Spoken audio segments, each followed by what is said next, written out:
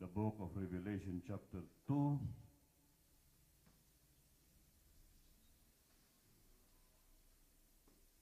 Reading from verse 1.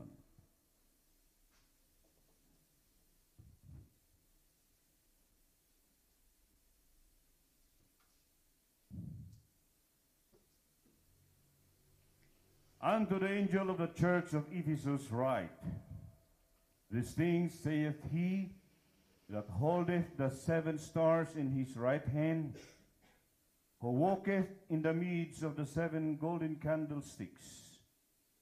I know thy works, and thy labor, and thy patience, and how thou canst not bear them which are evil.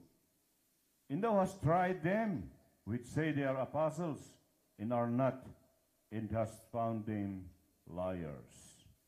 And hast borne and hast patience, and for my name's sake hast labored and hast not fainted.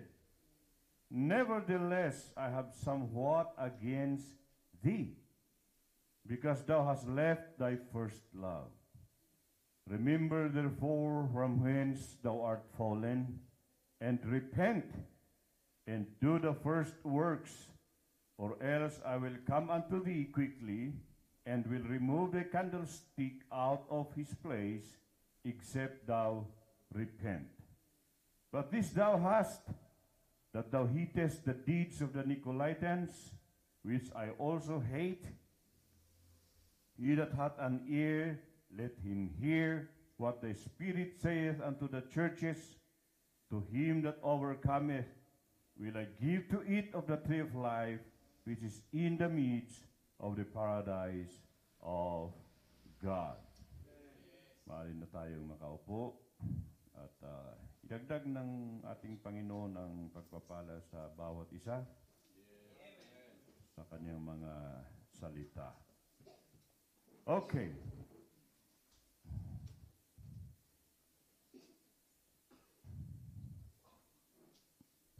Maliwanag ba? Okay. So, yes, papasok na tayo dito sa ating pag-aaral patungkol sa 7 church ages.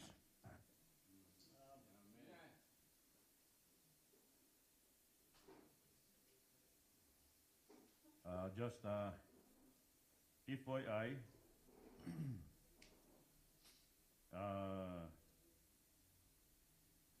merong dalawang book ang 7 church ages. Yung original na unedited or ang tawag unabridged. So, hindi yun na-edit kung ano yung nandoon sa tape or CD, yun ang maririnig at mababasa mo.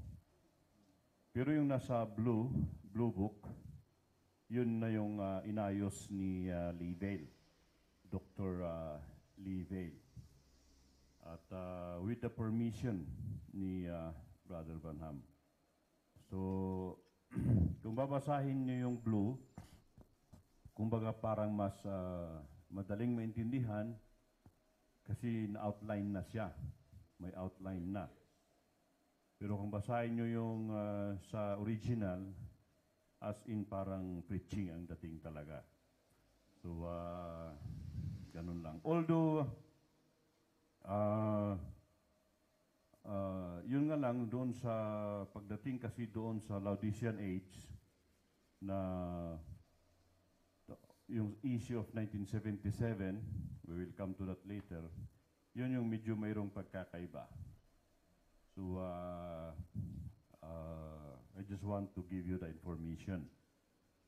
Kasi kung baka magbabasa kayo, if you, or either sa YouTube, kasi nasa YouTube na rin eh. Nilagay na sa YouTube yan.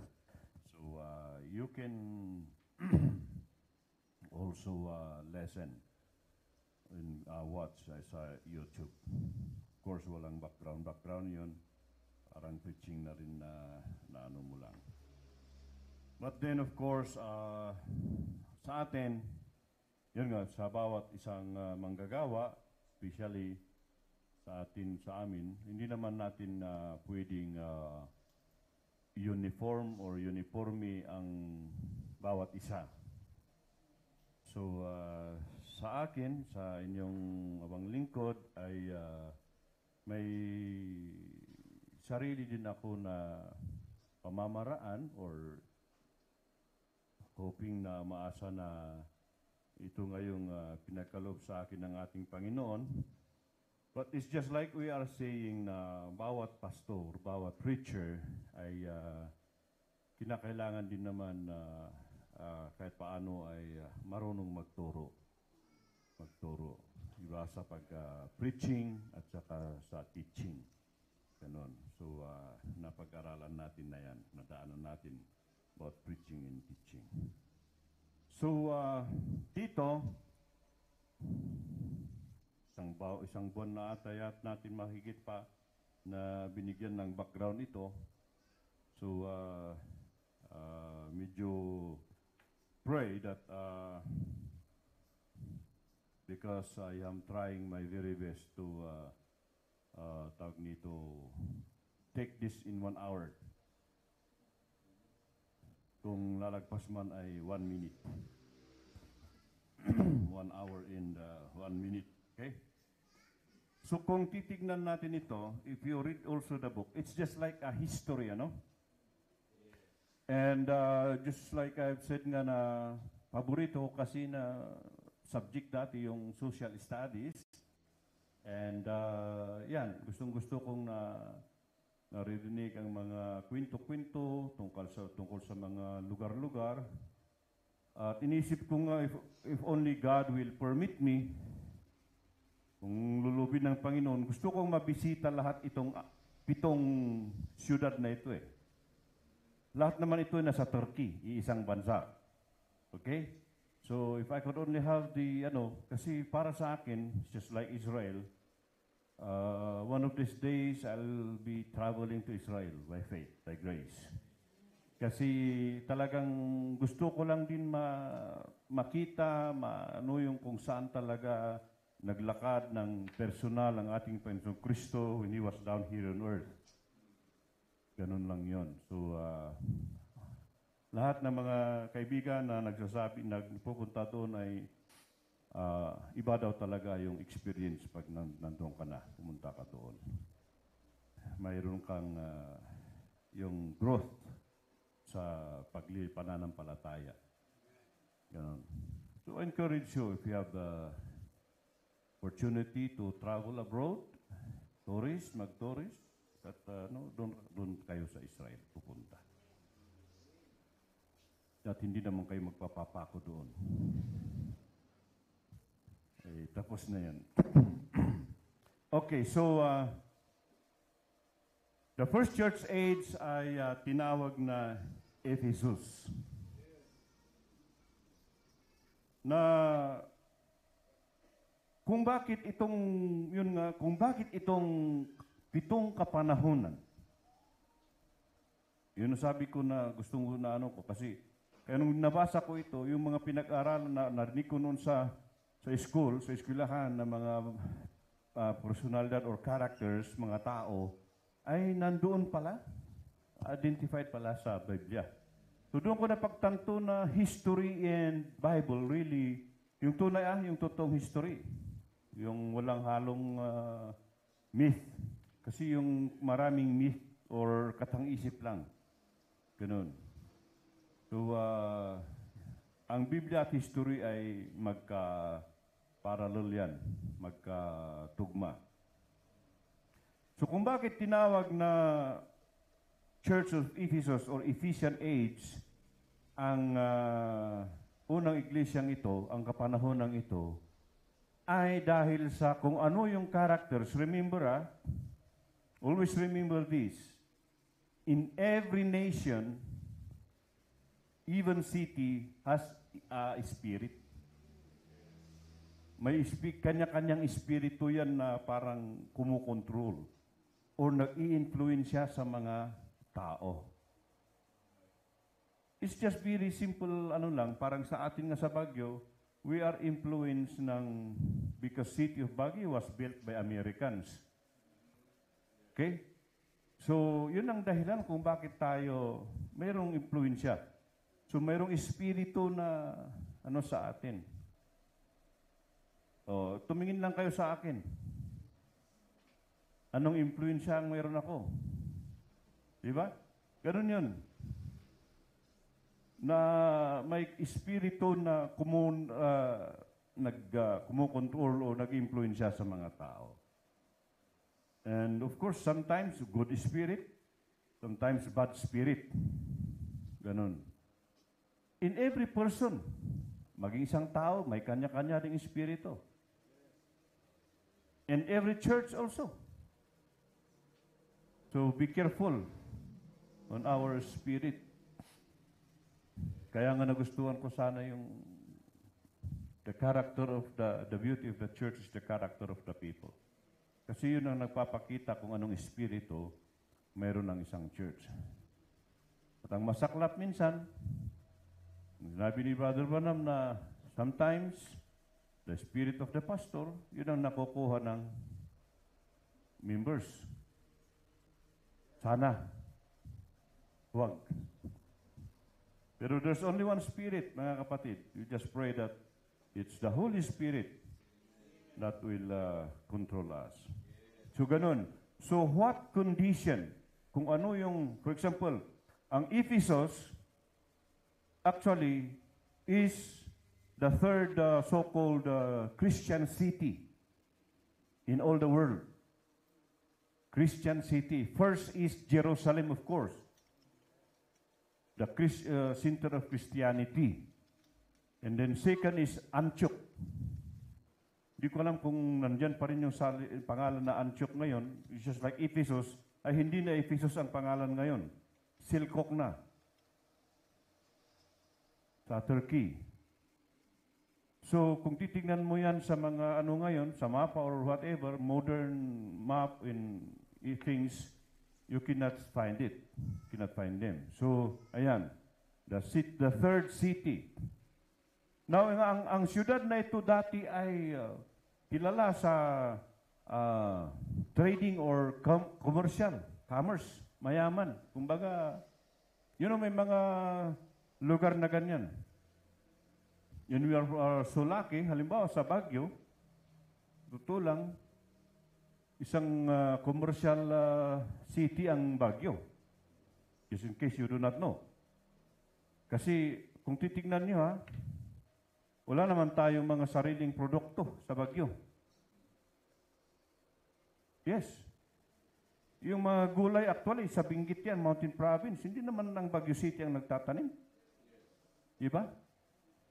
Pero Baguio vegetables. Hindi, natublong yan.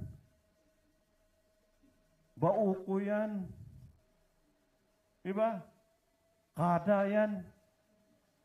Amoy di kada? Nagulat ako nung napunta ako doon kasi ang lawak pala yun. Tuktok ng bundok pero ang lawak. Hanggang puro taniman yan ng gulay. At yung kalahati sakop ng Mountain Province, kalahati sakop ng Mangkayan, Benguet. Yun. So, ganun. So, this city was known for its commercial at napaka-unlad dati na siyudad. Parang sabihin na natin Baguio City or more than that, or Makati City or whatever. So, ganyan. But then, it was, according to my research na it was destroyed ng Scythians, and yung mga, kung nakakapanood kayo dati ng mga ng mga epic movies, narinig yung mga pangalan na yan, yun nga, hindi mo na marinig ngayon. And it turns out na mga Iranian daw, ayon dito ayon kay Wikipedia. Mga Iranian ang sumira sa siyudad na ito. So kumbaga, yung ganda ng siyudad, ng lugar ay bandang huli ay nasira. Kaya kung titignan natin doon sa binasa natin, Di ba, ang ganda ng sinabi, ano? I know thy works. Sabi ng Panginoon, alam ko ang mga gawa mo. Your labor, your patience, you cannot bear them which are evil. Hindi mo matiis yung mga masasama. Talagang nagsumikap ka, nagbagal ka. But I would like also to remind you that even this situation or this condition, mga kapatid, ay also applicable sa individual. It is generally applicable and also to each individual person or Christian or believer. So thou hast tried them which they are apostles. Sinubukan mo or tinignan mo yung mga kinilatis mo, yung mga nagsasabing sila ay mga apostol. Pero napatunayan mo sila ay liar. Sila ay mga sinungaling. Ganyan. But I was born in has patience and for my name's sake, labored and has not fainted. So lahat ng ito ay alang-alang sa pangalan ng ating Panginoong Jesucristo. Okay? Just like in the former days, in the book of Acts. By the way, if you look at this chart, pasensya na kayo, gumawa ako ng sarili kong chart, pero hindi naman ako, sabi ko, hindi ako yung gaanong talagang pulido, magaling, hopefully makatulong. We know that Matthew chapter 16, sabi niya ay, I will build my church. The gates of hell cannot prevail against it. So, sino ang nagtatag ng iglesia? Ang ating Panginoon sa Kristo. And that happens in the book of Acts. When the Holy Spirit came to the believers. That's where the church was born. Okay? Kaya yung sinabi ni Paul doon sa 1 Corinthians chapter 1 na church, yung salitang church doon na sa Greek word ay ecclesia, na ang ibig sabihin ay called out ones. Yung mga pinili, tinawag ng ating Panginoon, hindi sila matatawag na iglesia or church kung hindi sila pinuspos ng Espiritu Santo. Okay? So ang tunay na iglesia, listen to this, ang tunay na iglesia o ang tunay na mananampalataya ay yung pinuspos sa Espiritu Santo. Alam natin yan. There are three kinds of believers and there are three stages of salvation. Justification, sanctification, and the baptism of the Holy Spirit. Ganon. So, before the Ephesian age ay yung book of Acts muna. Na kung saan ito ay tumagal lang ng at least 20 years. 2 dekada na tumagal. Na ang iglesia ay pinangungunahan ng Espiritu Santo.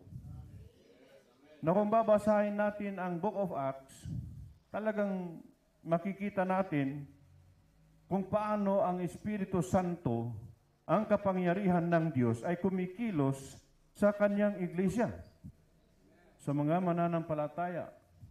At wala tayong mababasa, wala tayong marinig, ang makikita lang natin doon ay yung mga apostles and then yung mga tawag nito, deacons. Wala doon bishop, walang pastor, walang kung ano-ano. Yung fivefold ministry, kailan lang lumitaw yan? Sa Ephesians, Book of Ephesians, sa panahon ni Apostol Pablo. But before that, mga kapatid, before that age, is the Holy Spirit is leading the church. Ang Espiritu Santo ang kumikilos sa iglesia. Kaya ganun kung ating itong binasa, I know thy works, thy labor. Ganun. So, alam ng Diyos ang mga gawa ng kanyang mga mananampalataya, ng kanyang mga banal. Now, ayon sa history, ay dito daw, of course, number one, John kasi ang unang nagpastor dyan. Ay, yeah. Although it was founded, yung church mismo, speaking to the church. Okay. And according to history, dito namatay si John, nilibing, si foster mother, Mother Mary, and Peter, the Apostle Peter, Andrew, and Philip. Ay doon daw sila, dito daw sila nailibing. At ang kanilang, they were governed by the Romans under the government of Rome. Sa ang mga Griego, yes. At ang kanilang language ay Greek. But because, napag-alam natin, sinakop sila bandang huli ng Greece. Okay? So, siyempre, actually, si Paul una ang nagpastor bago pumalit si Timothy at saka si John. Ganon. So, maaring hanggang namatay si John, ay doon siya. Siya may tapon sa Isles of Patmos.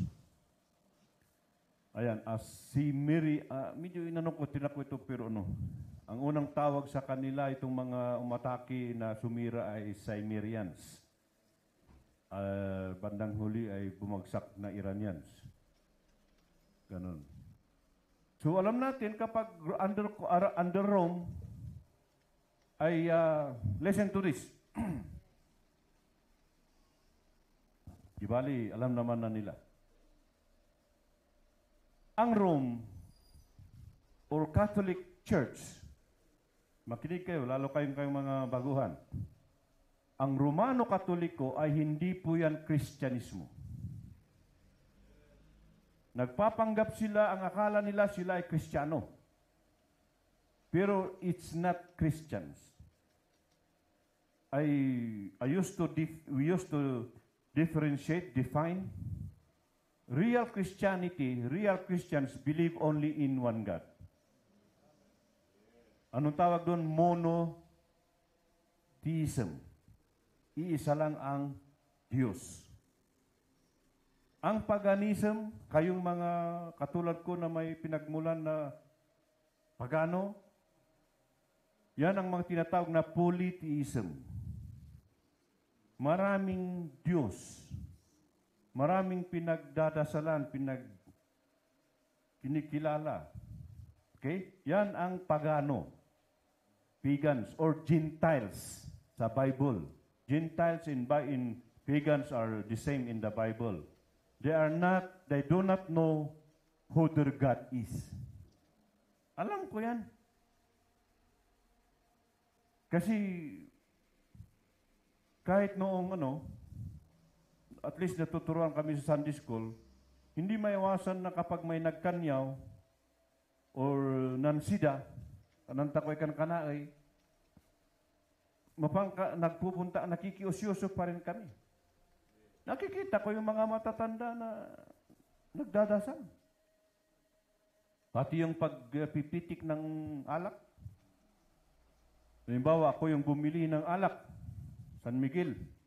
Pinainom ko dun sa matatanda. Kukunin yung matanda. Ibubuhusan yung konting, yung sa takip, o buhusan ng konti. Pitik, sabi nila doon. Kapag ako yung bumili, tiyak yan. Sik! Ay! Usik! Tatawagin si tatay ko na matagal nang patay. Kasi ang pananampalataya nila, kapag namatay na ang tao, magiging parang Diyos, Espiritu. May kapangyarihan. Kaya hindi kayo magtataka pag may namatay, kinakausap nila. Di ba? Dahil ang paniniwala nila, parang may kapangyarihan na yung namatay. Nung buhay nga, walang kapangyarihan, patay pa kaya.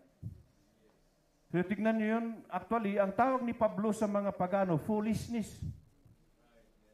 Yun nga, kapag itinagalog mo yun, mga tanga. Mas hindi magandang tignan, Kasi, isipin mo, saan naggaling? Walang katuturan kasi. Natatawa nga ako mga kwento ng kaibigan ko punta sa Nepal Pumunta mismo sa Monkey Temple. Nakakotawang-tuwa daw yung mga naghandog doon sa Monkey Temple. Pag may monkey na kumain doon sa kanilang inilagay na pagkain, tuwang-tuwa sila. Ang alam nila, yun daw yung kanilang namatay na mahal sa buhay. Uy, yun. Parang, kumbaga naging monkey or nag-incarnate yung kanilang mahal sa buhay sa monkey. Yan yung mga pagano, di ba? Yung iba naman, baka. Kung ano-anong hayop. Kaya takot sila sa mga hayop. Kasi ang paniniwala nga nila, ganun. Di ba katangahan talaga yan? Ito talaga foolishness. Naintindihan niyo na kung bakit ko laging nababanggit, mapalad ang inyong mga mata. Blessed. Mapalad kayo. Na nainawaan yung mga bagay na ito. Now, sino nag-introduce sa atin ng mga ribulto sa Pilipinas? Sino ang nag-introduce sa atin kay Maria Maria? Mga Diyos-Diyosan. Si Machilan. Mga Espanyolis, ang masaklap nito, alam niyo ba yung talagang istorya nito? Naku po. Kung bakit pinatay si Jose Rizal? Kayong mga nagbabasa. Ha? Kasi pag hindi pa pinatay si Jose Rizal, mas marami pa siyang maibubunyag. Marami pang mai-reveal na mystery. Kaya pinatay si Jose Rizal. Alam niyo kung sino yung pumatay sa kanya? Mga mason. Ayan, diretsahan yan. Yan ang mga hindi alam na mga tao. Mga kapatid, nakakaawa. So, akala ng mga tao kapag sila ay membro ng Katoliko, ng Romano Katoliko Kristiyano, no. Mas masahol ka pa na pagano kaysa yung pagkapagano namin. Kasi ang Katoliko, iba-iba ang Diyos nila. May Diyos ng harvest, may Diyos ng si Thor. Ano ni Thor? Kung ano-anong Diyos. Kaya itong mga tao na hindi nakakaintindi sa Ilocano o Tagalog na mga foreigners, pag nagpipreach ako at sinasabi kong, Apo Diyos, ang nasa isip nila tuloy, Apple Juice. He's always saying Apple Juice. Gayang ta Apo Diyos. Yung pandinig nila, Apple Diyos. Apple Juice. Kasi yun nga maraming, what they know is, there's many gods. Okay? But you see, there's only one God. Di ba may mga drama or mga istorya pa na nag-away-away daw ang mga Diyos-Diyosan? Ha? Di ba? Sila Jupiter, sila Dio, Athena, mga malalaki, tapos si Thor ata asawa ng human at ng tao at Diyos. God, Goddess. Ganon. Tingnan niyo yung mga mythology. Kaisipan, yan yung mga sinasabi nating mythology, mga katang-isip lang. Yan dito to. Of course, ang kanilang, dito na matatagpuan yung templo ni Diana. I mean, actually, ang tawag nila kay Diana, sa Roma, Diana. Itong tandaan nyo ito,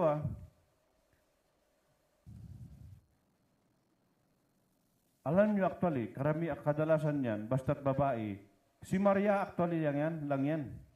Pero sa iba't ibang bansa, iba-iba ang pangalan. Pero that would all fall into Mary. Ganun lang yan. Si Artemis, na kanilang Diyosa, ay siya yung si Diana sa Greek siya, yun, Artemis. Na yun nga sa Efeso. Diana naman sa Roma. So of course, yan. So in generally, Parang Pilipinas, sa totoo lang, majority pa rin ng Pilipino Katoliko. Kailangan alam nyo yan. Sa dami ng mga born-again, Pentecostal, sa Pilipinas, Catholic pa rin ang dominante na religion. Okay? So, tignan ninyo. Kaya huwag kayong maniwala na ang Pilipinas ay Christian nation. Used to be, we are the third most corrupt nation. Talagang iba talaga ang Pilipino. Hindi pa huhuli, no? It's more fun in the Philippines. Hindi pa huli ang Pilipino sa lahat. Third, used to be, hindi ko lang alam ngayon kung ano. But supposedly, Christian nation kuno. Pero hindi yan totoo. Kung Christian nation tayo, bakit most corrupt? Lahat na ng ahensya ng gobyerno, corrupt. At kung pakikinggan mo yung mga namumuno, hindi mo makikita, hindi mo mahahalatang corrupt eh. Yun pala, pag gumukurap-kurap ang mata eh. Yun na. Akala mo maka-Diyos, ang magandang manalita, mga kurap. Hindi naman lahat, of course. Ang masaklap, yung mga matitino, yun yung ginigiba. Kadalasan na ganyan. Okay. So yun. That's the place. That's the city itself. That's the condition of the place itself. Na kung saan ay, yun nga, literal always types spiritual. Kung ano yung espiritu doon, yun ang gumagalaw. Sa spiritual na kalagayan naman ng church, mananampalataya, of course, it was used to be founded by, Paul, yung church mismo, it's not the whole, kasi ito, ang church, Ephesian age, is not only talking only about church in Ephesus, but in all. Lahat na ng iglesia. Lahat na ng mananampalataya. Of course, Paul is the messenger or the apostles to the Gentiles. Mga kapatid. So, sabihin na natin, isama na natin, Corinthians, Church of Corinthians, Romans, lahat na. Yung mga na-establish noon na church, ganun din ang nangyari. Na nung una, maganda, they labor, they faint na. Talagang masigasig, masigla. Thou canst bear them that are evil. Talagang lahat ng hindi or worldly things, mga worldly na mga bagay o mga gawain, ayaw nila. Pero di kalaunan, pumasok na ang worldliness sa iglesia, sa mananampalataya. Okay, so, of course, not only na literally si Paul ang nag-establish ng church sa Ephesus, but in this first church age, I see Apostle Paul, talaga wala nang iba ang mensahero dyan, messenger. Remember, the 7 stars, okay, di ba? Yung 7 bituin na sinasabi ay mga mensahero. They were the messengers or angels. Ang anghel ay ibig sabihin messenger. May dalawang klaseng anghel. Anghel na mga spiritual, mga spirit beings, at hindi ang kagaya ng na i-portray sa atin na may mga pakpak sa likod na tao. Hindi yung totoo. Well, they can transform themselves na ganon, but they are spirit beings. Pwede nilang kopyahin yung mukha ko. Baka maggulat kayo, biglang may kamukha ko dito. naging kakambal. They can get that, they can do that. Because they were spirit. Si Satanas nga eh. Because Satan in his demons are used to be ministering spirits or angels of God. Yun nga sabi ko na nabaliw na pinsan namin na sa biyaya ng Diyos gumaling. Oo. Kaya yung lulo namin na Mumbaki, yung pinuno ng pagano sa amin, sumuko. Isinuko ang buhay sa Panginoon. Tumanggap sa Panginoon, nagpabautismo bago mamatay. Mag-asawa. Oo. Iyong mismong demonyo kasi ang nagsalita eh. Yung mga tanga para itong mga ito eh, sabi niya eh. Kinupya ko lang yung mukha ng auntie ni Marciana eh. Naniwala naman sila. You see? Totoo yun, di ba? Mga pagano. Kaya pag noon, nakikita nila yung mukha ng namatay nilang ano. Kaya yun doon sila naniwala na kapag ang namatay ay naging espiritu, anito. Tawag nila anito. Ang inanbalin ay anito ko namin. Sabi namin. Kasi, yung diablo, ginagaya niya yung mukha nung namatay. Yes. At kapag hindi natin alam ang Biblia, salita ng Diyos, maniniwala ka.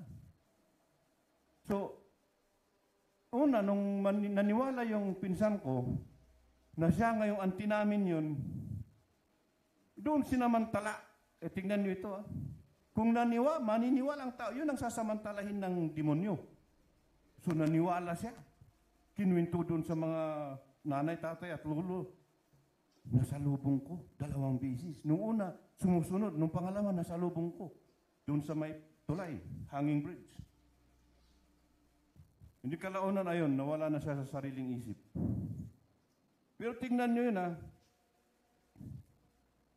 Yung nakita niya, babae, yung auntie namin, nanay ni Brother Cornel yun. Brother Cornel, yung sinasabi ko. Yung nakita niya, babae. Bakit pag nagsasalita siya ay lalaki? Hindi naman babae yung espiritu. So tama rin yung sinabi niya. Ginaya niya yung mukha nung namatay. So tignan niyo yan. So yun yung isang sinabi niya na, sinubukan mo ang mga, you tried them who call themselves apostles.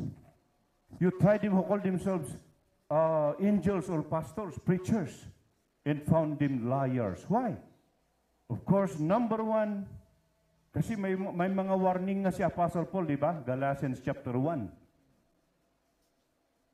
So it is very important for us to really understand or know the Bible. Because that's the only way we cannot be deceived, led astray. Okay, so, ang pagpili ng Diyos sa kung sino yung mga kinilala or itinayo na mensahero or anghel. Sabi niya, nasa kanyang mga kamay. Di ba? Of course, ay number 1 sa salita. Sa Bible. Kung sino yung talagang ma-identify, makikita. So, yung mga false, sa Bible mo din makikilala, di ba? Yung totoo, sa Bible mo din makikilala. Okay. So, ganun. So, kung ano yung pamamaraan ng Diyos, nung una pa, hanggang matapos, ang kapanahunan, ganun talaga. Hindi yan magbabago, mga kapatid. Kaya sabi niya dito, the key given me of the Lord, whereby I was able to determine the messengers for its age, is a most scriptural one. Pagdating sa sa scripture, mga kapatid, pasensyaan nyo, isusurtat ko lang ito. Nakalahati na tayo, nandito pa lang tayo sa slide number 5. 25 ito. So, ganun. To cut it short, yun ang pamamaraan ng Diyos. Of course, nung panahon ni Apostle Paul, walang kakompetensya. Walang kasi siya lang talaga. Only Paul. Talaga. Okay. Sabi ni Paul, so Galatians chapter 4, gusto kong basahin ito. In my temptations which was in my flesh, ye despise not, nor rejected, but received me as an angel of God, even as Christ Jesus. So tinanggap ninyo ako na kagaya ng isang anghel. So sabi niya, yun, mensahero. Tinanggap niyo ako na mensahero ng Diyos. Now, spiritually, ang ibig sabihin na Ephesus ay yun, aimed at and relaxed. Kasi yun nga, mismo doon sa binasa natin, sabi niya, you labor, you born, sabi niya, you have patience for my name's sake. Yun din bandang huli, you lost your first love. So dati talagang nanindigan sa pananampalataya. Pero yun nga, dahil sa nakapasok nga ang espiritu ng kaaway. Actually, may warning nga eh. Or may sinabi si Brother Branham na revelation na talagang yun naman ang totoo. Every revival, sabi niya, produces twins. Laging may kambal. At minsan, nauuna yung hindi maganda. Inuunahan.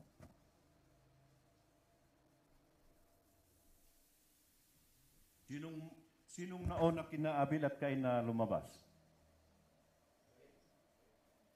Sinong lumabas na una kina Esau at Jacob?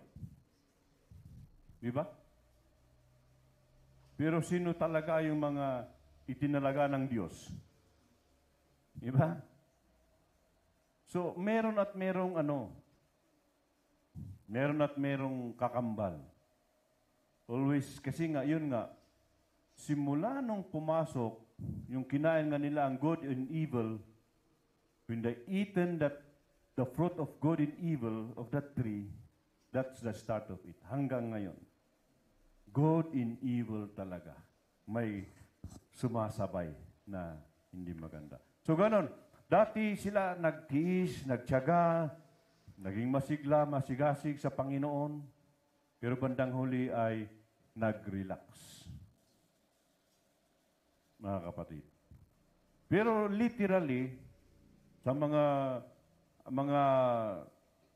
historians at mga theologians, ang ibig sabihin ng Ephesus ay desirable. In which, I can agree with it. Kasi yun nga, yung description ng Ephesus used to be a beautiful city. It's a desirable tourist spot, kumbaga. Diba? Parang Bagyo nga eh. Dinudumog ng mga tao. Ganun. Pero anong nangyari? Huwag naman sana mangyari na guguho ang bagyo. Kawawa naman tayo, no? But ganun kasi kadalasan ang nangyayari. Almost lahat itong pangalan ng syudad, may pangalan sa church ages, ganun ang nangyari. Bandang huli, kumbaga, rise and fall ba? Yun ang masaklap ay. Maganda sana kung rise lang eh. Ang masama, rise and fall. Mayroong pagbagsak. So, yan ang ibig sabihin na sa mga desirable. Ano yun?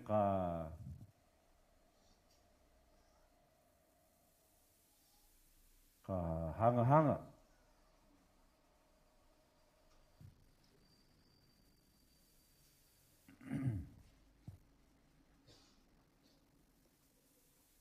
Okay. Sabi niya, I know their works. Their labor, their patience. Alam ng Panginoon ang lahat-lahat. Let me read to you this. Ephesus means, the very name Ephesus means, let go and relax. Ibig sabi niya, backslidden. Called by God, the backslidden church. God acknowledged first their works, their labor, and their patience. But bandang huli, God rebuked their leaving their first love, for backsliding and for no longer bearing light. Ephesus was not a deceived church. It failed itself by not continuing in perfect love.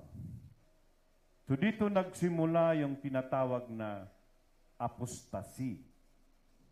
Dito pumasok. Kaya naging church ages ito, o parang naging church history kasi ikinukwento na o ipinapakita na kung ano kaya ang, tingnan ninyo mayroong black, mayroong white. Okay? Doon sa bilog. Yung bilog, yung white, dati yan. Sa church, hindi pa gaanong, kunti lang ang makikita mong mga, kumbaga, kunti lang makikita mong kapintasan. Panin na pintas. Kunti lang yung kapintasan. O yung hindi maganda. At least majority. So, I mean, sa totoo lang, yung sinasabi na there is no perfect church. Speaking of literal, walang perfecto na church. Una-una, wala kasing perfect na pastor. I'm sorry for you to say that. Kahit saan kayo pupunta, maaring mas, kung pastor ang pinag-usapan, mas mabait sila. Kung akala nyo high blood ako, hindi nyo lang alam, mas high blood pa. Siyempre ako lang kasi yung nakikita nyo. Nag-high blood mo teta nga pastor, ay punta kayo sa iba. Akala nyo ako na yung pinaka-high blood or what? No. I'm telling you that. Akala nyo ako na yung pinaka-ganito, rugged? No. Hindi sa nag-ano ako sa sarili ko. But I'm telling you, there is no perfect pastor, there is no perfect church. Mga kapatid. So kung ang hanapin natin ay yung walang kapintasan, I'm sorry to tell you, wala tayong makikita. Never. Dito pa lang sa pasimula Mga kapatid, sa generally speaking, wala talaga. So, ganun. Nagsimula. Ngayon, may warning si Apostol Pablo doon pa lamang sa Book of Acts, in the later part, to Acts chapter 20, verse 28. Kaya sabi ni Brother Branham doon, Ephesian age was not deceived, sabi niya. Anong nangyari? Basahin natin ito. Verse 28, simulan natin sa 28. Take heed, therefore, unto yourselves, into all the flock, over the which the Holy Ghost hath made you overseers. Sino ang sinasabihan dito ni Apostle Paul? Mga ministers. Take heed unto yourselves into all the flock, over the which the Holy Ghost made you overseers. Ang sinasabihan ay mga overseers. Mga ministers, pastors, like that, karamihan. To feed the church of God, which He have purchased with His own blood. Sabi niya, tignan sa inyong mga sarili mismo, take heed to yourselves. Una-una, yung inyong sarili. Kasi ganun nga, yung fivefold ministry, yung sinabi, yung pinagano na, if this fivefold ministry cannot work together, cannot unite together, don't really, paano nila mapag-unite ang church? Paano nila ma-equip ang church? Paano nila perfect ang church? Di ba? If they themselves are the problems. So sabi niya, take heed, you overseers, mag-ingat kayo, ingatan niyo ang mga sarili, kayo mga taga-pamuno, na pakainin niyo, alagaan ninyo. Ang pastor kasi, sheep herder. Kaya in other words, shepherd. Dalawang salita yung shepherd, sheep herder. Tagapag-ingat, tagapag-alaga ng tupa. Okay? At ang pag-aalaga sa tupa, hindi naman pagpapakain. You see? Kundi lahat, sa lahat ng bagay. Yan nga, pagdating sa pastor, ox, burden bearer, siya yung talagang pinakamabigat ang trabaho. Hindi ko dinidipindaran ang mga pastor, pero kung maha-high blood sila, hindi kayo magtataka kasi lahat ng burden sa kanila ang pasan eh. Sa totoo lang. Minsan hindi naiintindihan yan ng mga membro. Bakit galit? Pasan nila ang, hindi naman buong daigdig. Si ano yun, si Sharon nga rin. Pasan ko ang daigdig. Siya daw yung pinakamalakas na tao, mas malakas pa kay Hercules at saka pasan ko ang daigdig. Biro mo, buong mundo, pasan. So yun, burden bearer. Diba? Ingatan ninyo. Una-unaan yung mga sarili. Kasi sabi niya, I know this, that after my departure, grievous wolves enter in. May mga papasok na mga lubo. Mababangis na lubo. Wolves sa church. Not sparing the flock. Of course, lubo nga eh. Kaya tignan niyo yung mga, I'm sorry to tell you this. Ay, sige, di bali, okay lang. But I tell you, sa lahat na makakarinig nito, sino man yan na pastor, preacher, na guilty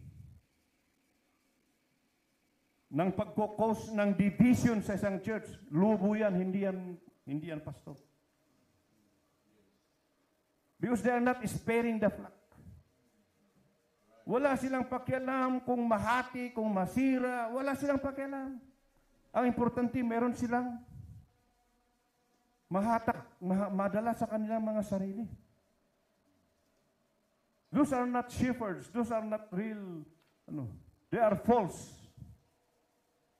Because ang tunay na fivefold ministry is to unite nga eh. To perfect the church. Not to divide. And not to destroy. Yun ang fivefold ministry na totoo.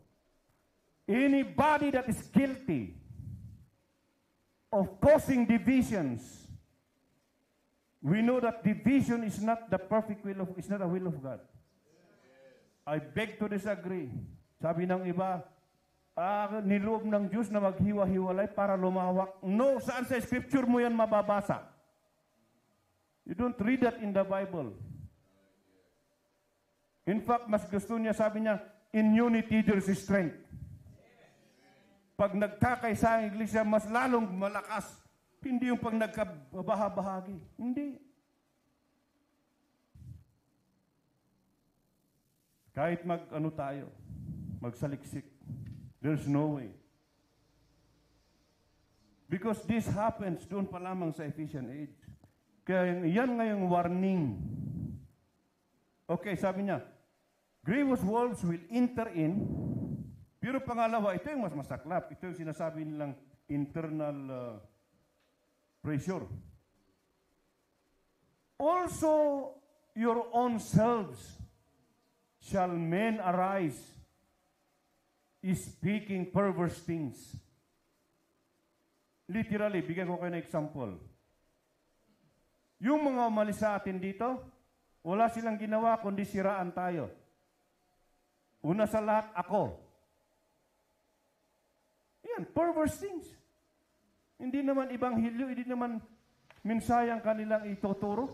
Alam niyo si Pastor Dader na yan. You see?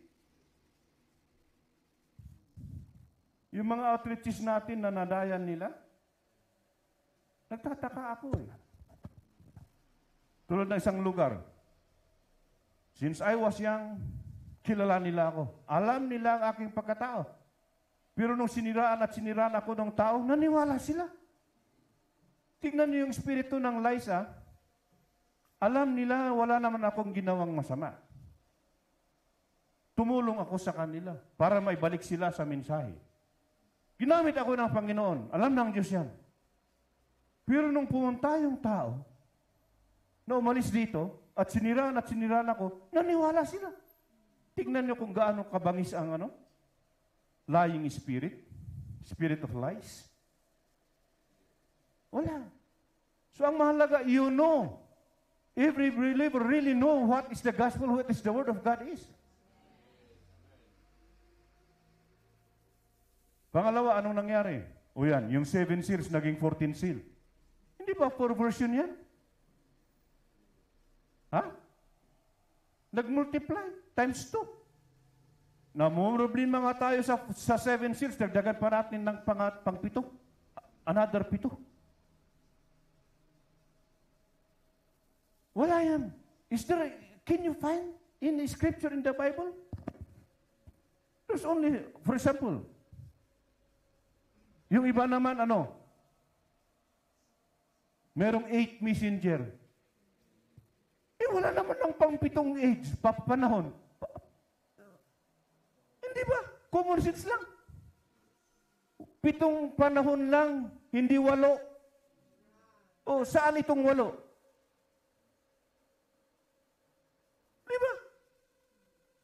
Di ba? Kaya, I'm sorry, pero talagang katangahan yan. That's foolishness. Mga kapatid. So, out of yourself, sabi niya mismo sa inyo, sabi ko sa inyo kanina, applicable ito sa lahat ng kapanahunan, sa individual, sa lahat ng lugar. Ganun. So, out of you, kayo mismo, yun yung masaklap. Kaya sabi ni Brother Van, hindi naman actually sila nadaya eh. Dinaya nila ang kanilang sarili. Sila mismo yung lumayo. Kumbaga, personal decision na nila yun. Kasi ganyan naman eh. Individual decision or individual salvation. Work out your own salvations. For your salvation.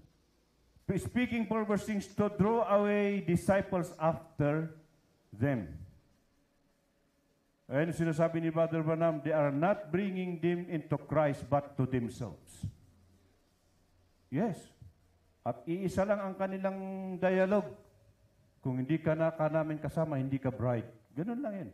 Parang sa mga denomination din, kung wala ka sa isang church, hindi ka daw Kristiyano. Para tunay kang Kristiyano, kailangan doon ka. Kung hindi ka kasama nila, kulto ka. Ganun lang. O dito sa mensahe, ganun din.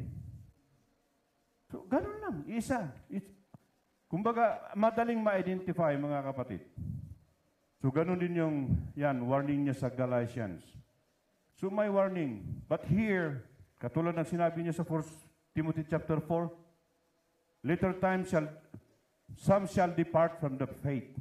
Doon lumabas yung salitang apostasy or falling away or departing from the original faith. That's the word meaning of apostasy. Departing, pag-alis sa tamang pananampalataya. Anong ibig sabihin? So dito pa lang nagsimula ang apostasy sa unang kapanahunan. So huwag kayong magtataka kung bakit, lalo na ngayong panahon natin. Kasi kung ano yung nagsimula, just like the Bible, everything sabi ng propeta is from Genesis. Everything that we have now. Kaya nga sabi ni Solomon, kung ano yung nandun sa luma, noon pa, sabi niya siya rin yung ngayon. And sabi niya, but so far sabi niya, you hate the deeds of the Nicolaitans. Hindi mo tanggap or hindi mo or kinamumuhian mo, galit ka sa gawain ng Nicolaitans. Kung i-click mo yung Nicolaitans doon sa mismong Revelation, ang lalabas dyan ay, sasabihin niya dito, Nicolaitans meaning followers of Nicholas. A sect mentioned in Revelation chapter 2, verse 6 and 15, whose deeds were strongly condemned, may have been identical with those who held the doctrine of Balaam. Tingnan niyo yung isang espiritu. You remember Balaam, ha? Yung nang hire kay ay yung hinairan ni Balak. Supposedly, Balaam is a prophet, okay, ng Moab, which is related to Israel nga eh. Bali si Moab ay apo ni Abraham, anak ni Lot. Okay? So, yun yung tribo, Moabites. So, supposedly si Balaam ay propeta ng Diyos. Tama, propeta ng iglesia, ng church. Pero nung kinausap siya ni Balak para isumpa ang Israel, ayaw niya. Siyempre, propeta siya ng Diyos eh. Ayaw niya. Pero nung sinabi ni Balak, ayaw mo talaga? Ayaw ko talaga. I am a pastor. I am a believer. Okay. Bibigyan pa sana kita ng, bibigyan pa naman sana kita ng, alam mo yung pinakamodelo na Land Cruiser? Tsaka village doon sa subdivision.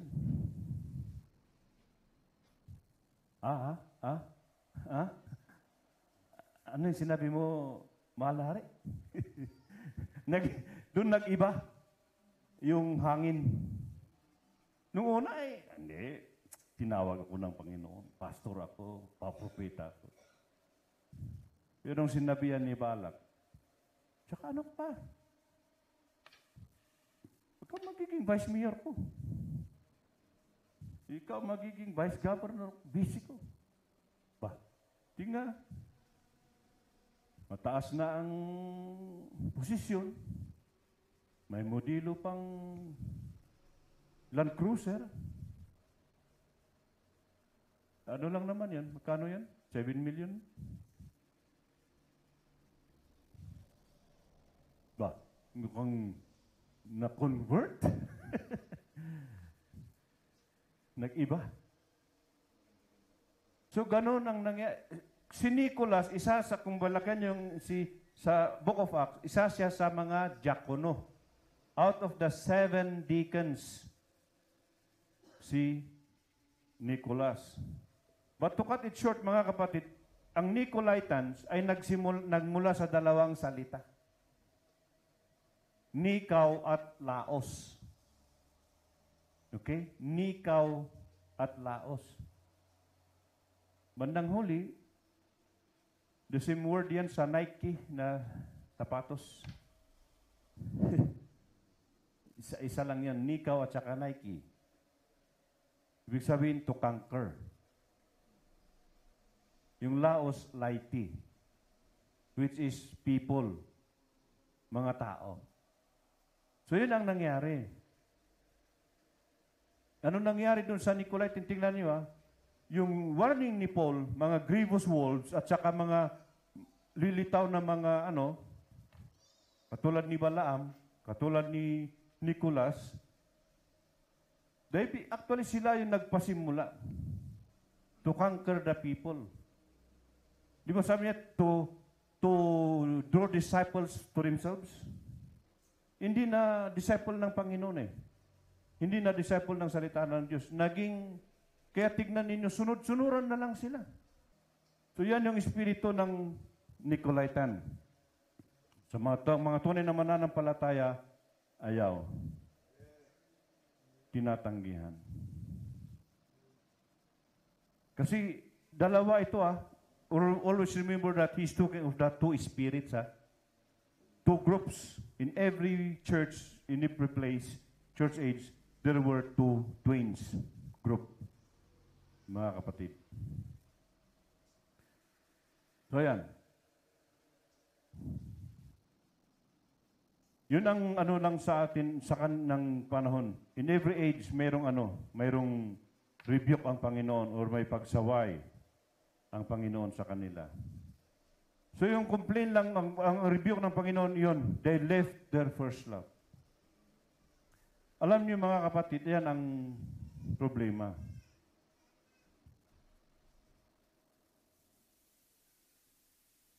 Parang sa marriage yan mag-asawa. Kung walang pag-ibig,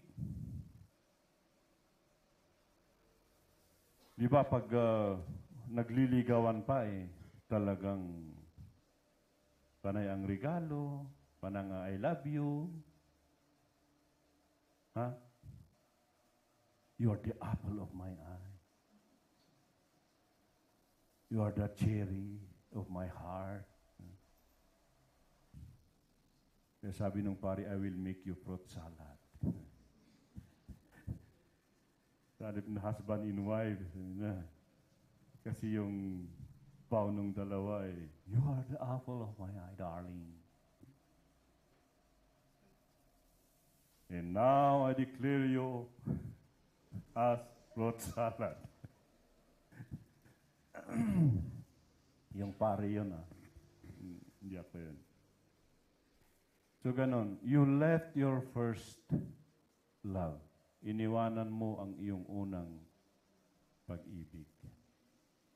Pag mayroon ng pumangalawa, kaya sabi nagustuhan ko yun nakilig ako doon Sabi ni Roan you are not my number one because you are my only one. Ayan. Nakilig ka doon, sweetheart? You are not the only one, but because you are my only one. Ganda, no? Kasi dapat ganun lang, biblically. That's the Bible. You're the only one. The only one. Wala nang iba. Kaya itong nangyari, that's the problem. When they left their first love, anong nangyari? Kaya tinawag na backsliding. Because the church left her first love. Yung dati niyang ginagawa, nawala na. Yung dating sigla, alam niyo, minsan sa tutulang, may mga nakausap ako dating mga baguhan. Ay na, kung pwede lang sana, Pastor, gabi-gabi may service. Wow! Nabi ko mo, nalaw ko mga adagi mo, Pastor. Talaga. Ay, prayer meeting lang hindi na makapunta. Pero nung una, ayaw sana gabi-gabi. Narinig ko nga sa mga pag sharing daw nila, magdamagan hanggang abutin na madaling araw. Yan sa una. Sana hanggang sa huli. Ganun sana. Pero nangyayari, kadalasan, ganun. Sabik sa una, talagang Pero bandang huli, pag nagtagalan na, mali, no? Di ba, sa mag-asawa, kung bagong kasal pa lang, wala pang anak, talaga naman. Panay ang holding hands. Panay ang hug. Pero pag may mga anak na, dapat the more na mag-ibigan kasi may mga anak Pero mali Doon lumalayo, lumalabo. Ang kape. Ay! Bisyak!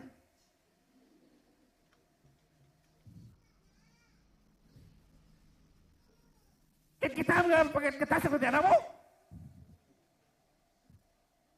May ba? May dahilan na Kung ano-anong dahilan. Di ba gano'n nangyayari? Spiritually speaking, gano'n. Ang dami ng dahilan. Ayan ang dahilan kung bakit pumapasok. Ang tukso, papasok ang hindi maganda, hindi tama. Pag lumamig na, pag may distansya na, pag may mga rason na, pag may mga dahilan na. Ayun. So that's what happened to the church. Pero ang admonition sabi niya, remember. Ang maganda naman dyan, at least remember. Alalahanin mo kung saan ka nadapa. Kung saan ka nanghina, kung saan ka nagkulang. Ang problema pag hindi, pero yan ang sinasabi ng Espiritu Santo. Remember where thou hast fallen. Do the first. Balikan mo.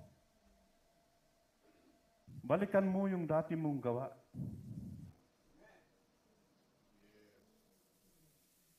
Balikan mo, sabi niya. Yung huli sabi niya, he that hath an ear, let him hear what the Spirit saith. Salamat sa Panginoon na nandyan pa rin ang Espiritu Santo. Whether we like it or not, whether we are aware or not, the Holy Spirit is there. Sometimes, He speaks through your pastor, through a brother, through a sister, but that's the Holy Spirit actually. And mostly, sabi niya, if you read the Bible, if you want to hear God, listen to God, talk to you, read the Bible.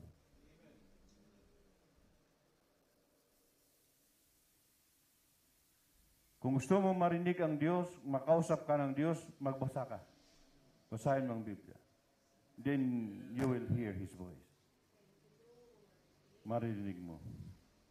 And lastly, sabi niya, to him that overcometh, ang magtagumpay. Ang maganda rito, yun ang maganda. Mayroon at mayroong magtatagumpay.